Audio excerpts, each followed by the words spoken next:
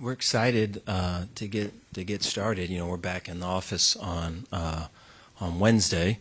So prior to coming to Texas, it was always the Major League All-Star break was kind of your signal that, hey, dude, summer was fun, but it's time to turn the page. Let's get going with ball. And since being at Baylor, the opportunity to come to coaching school and to be here is the sign that, hey, it's football time. And so excited for the improvements the guys have made during the summertime. A lot of the feedback from Vic and our strength staff has been really strong with just the player-led elements there. And, we were just talking, I think anytime you take transfer players, there's always an opportunity, I think, for guys to kind of assimilate early and, kind of, hey, this is what the standards are. Hey, this is how this is supposed to be. And sometimes you can get like an acting job when that's the case. And, what we try to do is break all that down and get right to the heart of it. Like whatever let's get the mask off, bro. And sometimes we have to make a mountain out of a molehill. Usually that's the case to do that. And to kind of make a huge thing out of nothing so that all of that can be, we rather know and get to it early than have it exposed late. And so a lot of that's been going on this summer, and I'm proud of it, and I think it's been positive. We're still waiting on Ashton Hawkins. To this date, we haven't heard anything, and so we'd like to be able to hear something as soon as possible. I know that it's with the people that are going to make the decision, and they're working on it. So we're looking forward to hear back on that. But excited to get started. There's a good kind of grounded confidence and real true excitement about getting back together. Take any questions you guys got. Hey, Coach. Hey. Ronald Dallas Morning News. A lot of coaches have just kind of talked about kind of the brotherhood of kind of recruiting against each other in-state for in-state players. Mm-hmm. How important is that for you all at Baylor to recruit within the state of Texas? We try to make our class, our recruiting, class primarily high school players and primarily Texas high school players. I just think, I think these last couple years there's been some transfers that we've taken. I think a lot of that has to do with previously we were not paying players, and so we had to upgrade our roster, after the non-paying of the players, how many years that was, And so I think we're at a stage now to where it's like, hey, there's good players that are on the team. And now it's about retention, and now it's about developing, and so that's been going on. And then it's about, bringing in high school players. I think when you bring in a high school player, there is similar or compare and contrast what I just talked about with the transfer of, having to kind of make a mountain out of a molehill to kind of really get to the true self of that person. At times, I'm not saying that's all the time, but at times. A lot of in the transfer portal recruiting thing is maybe it's a 1 week. It's a 1 week interaction, and then the kids come into your school. Whereas a high school player, there's been 2 years, right, of recruiting the kid and being in the house and being at the camp and being on campus and both times. And so there's a greater area, or there's a greater space to go through the ups and downs of a real relationship with real people. You know what I mean? And I'd much rather do that, go for that. And I think we're at the stage where we can do that. I imagine this is what people say, but this is how I feel. So would like to build for that to be the case, But it's way important, and it's very difficult because they're so intertwined, whether it's our staff or you name a staff in the state. There's someone that coached here, right, or someone on our staff that coached there, and so there's a lot of those rivalries for sure pop up. Yeah, but to have a team made of high school players, especially Texas high school players, is very essential to us. Mike Craven, Dave Campbell's Texas Football. Early in your tenure, you're a little hesitant to go in the transfer portal, a little hesitant to do NIL. You kind of talked about yesterday at the panel. Have any of the fears you had for those things manifested behind the scenes? Yeah. And what have they been? I just think, you talk about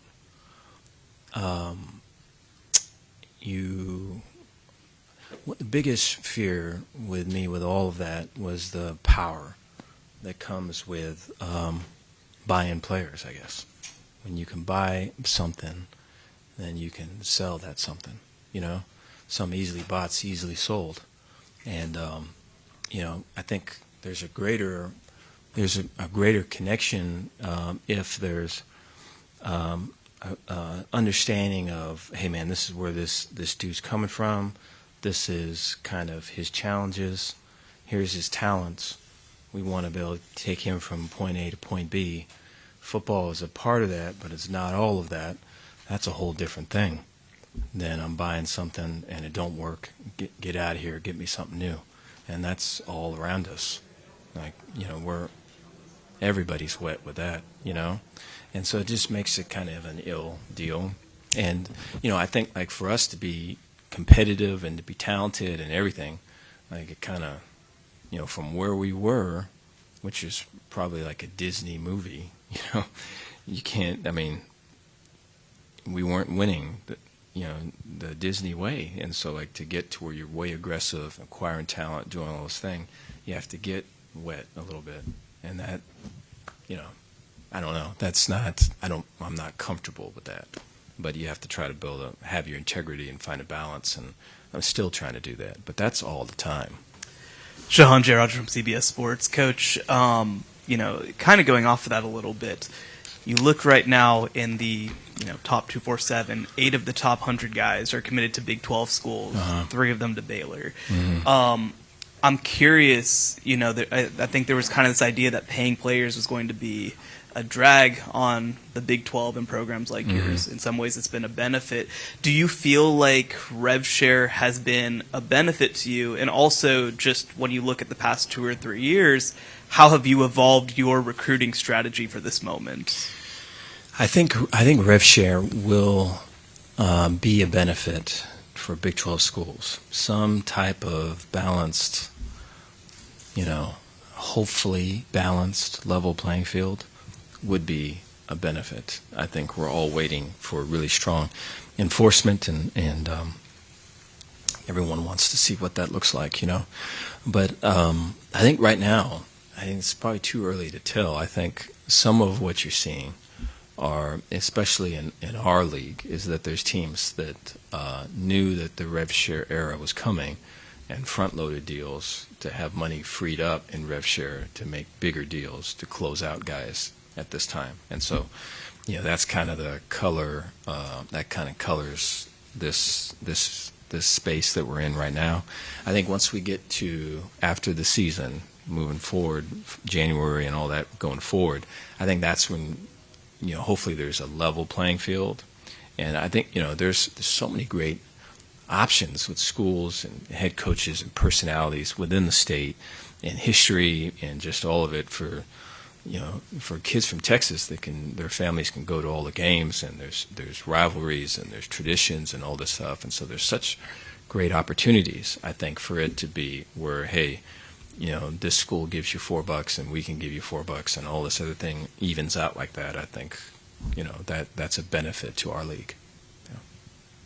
Coach Zach Smith, Waco Trib, has the addition of all this money and maybe your changing views on recruiting and all this affected your relationships with high school coaches? And how has that changed over the last few years with the addition of all the money? We just try to be as honest as we can. I think it's the more the money's got involved, the less influence, unfortunately, the high school coaches have had. There's been a rise in influence with agents and third parties. And so I wish there'd be greater influence with high school coaches, and I think there has to be some type of it's not the fault of them. I think there's things that we can do from a rule standpoint where we could include high school coaches more. We've kind of fenced high school coaches out of the recruiting process. Of coaches taking kids to camp and working camps and all those things, and in the space of that, now there's third parties, and would rather have conversations with high school coaches than what we're having now. Yeah. Dave, Sam Conn from The Athletic. When you referenced earlier kind of the mask off part of it and trying to get to the real motivation, I've heard other coaches say that they wait to talk about the money last. Do you guys take a different approach and hit that first or early if you sense that the player cares about that more than others, or how does that alter your approach? No, yeah, it's it's one of the last things, but there are times where you hear from agents that, hey, it has to be this, or we're not even taking a visit, and we try to be able to avoid those situations and the recruits that come with that. What I was talking about a little bit was more of like, the best behavior is always good, but we don't, that can get exhausting if a kid comes and, hey, here's the structure and our meetings, and be 10 minutes early and have your, all this other stuff, have your notebooks out and all that.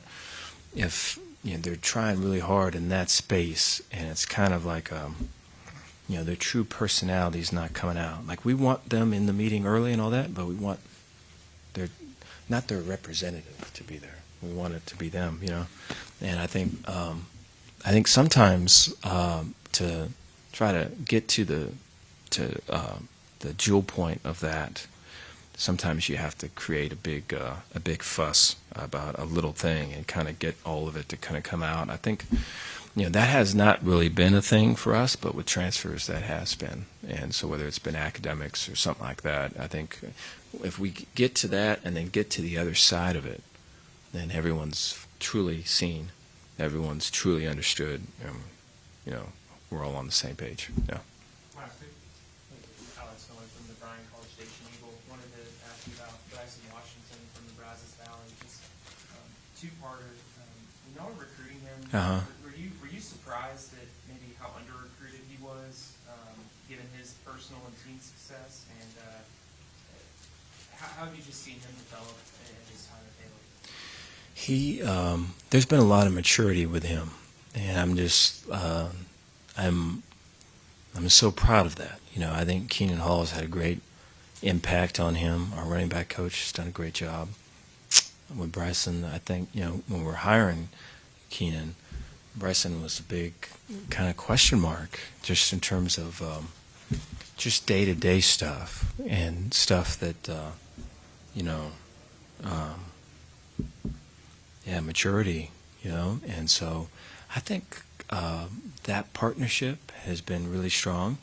And then I think for Bryson, it's been the change in offense has really benefited him. He's an explosive downhill guy. He's got great patience and vision, and so the ability to kind of open stuff up and get it to where he's able to make a cut or break an arm tackle, and it's just a bunch of grass. I think those two things combined. But it's just way cool to see, if this was a team meeting, and we're here and we're talking that way, and the players are facing this way. Bryson's like, he locked in, ready to go, eyes following you wherever you go. So it's a good. When I see that, I know that we're on the hunt. Feels good. And last question, Chris. Chris Hunter with CBS Sports. You mentioned earlier that you feel like in some ways high school coaches have been boxed out Yeah. in this process a little bit. I was wondering, specifically with agents, Mhm. what role have you seen them take on in the sport, particularly the last year or two, and what varieties of agents do you feel like you come across? There's all kinds, and so there's some that are, have officially gone through all the things, and then there's others that have not. There's agents that, that compile names of players that are going to jump in the portal and then email it to schools. You get a school, and we get a list of players that are going to jump in the portal, and some of our players are on the list that was emailed to us. And so, you get agents of all types, right? But I just think, it'd be good if the contracts that are drawn are all the same contract. It'd be good if every agent had to be officially licensed, because I think agents are using the different contracts, whatever they are, to boost their own deal, right? And it becomes more about the agent than what about the kid or the family and the benefits that are coming to them. And so, I think, there's, for the ones that are kind of shady, there's guys that are doing it right and doing all of it, but you get into the high stakes of, hey, I got to have it. They're definitely influencing, more than any other thing. They're influencing where kids are going right now.